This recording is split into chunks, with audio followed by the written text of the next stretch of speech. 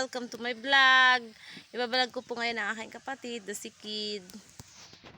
Hello, Noy. Hello. Merry Christmas, Noy. Merry Christmas, Happy New Year.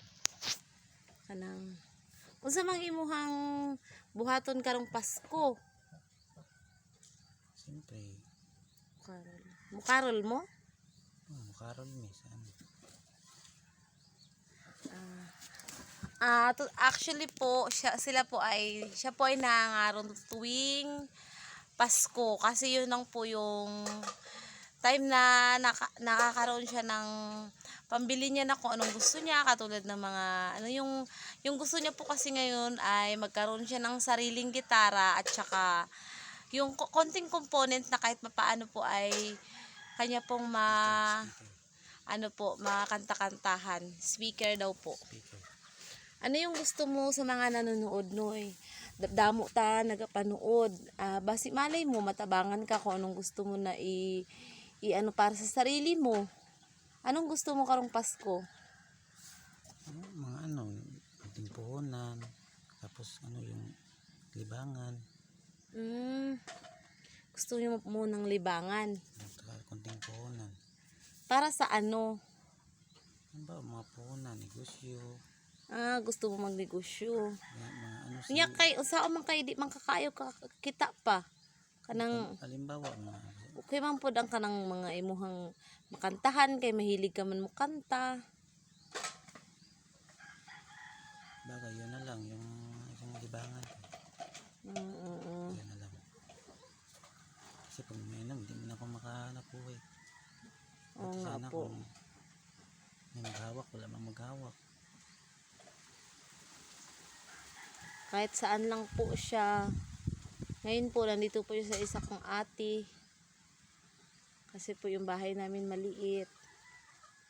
Galing po yan siya sa sakit nung last year. Pangalawang buhay niya na po yan.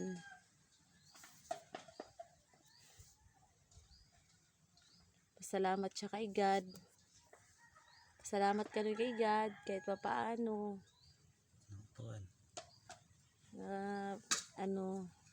Pangalawang buhay. Ilang taon ka na gani, Noy? 30. 30. 30.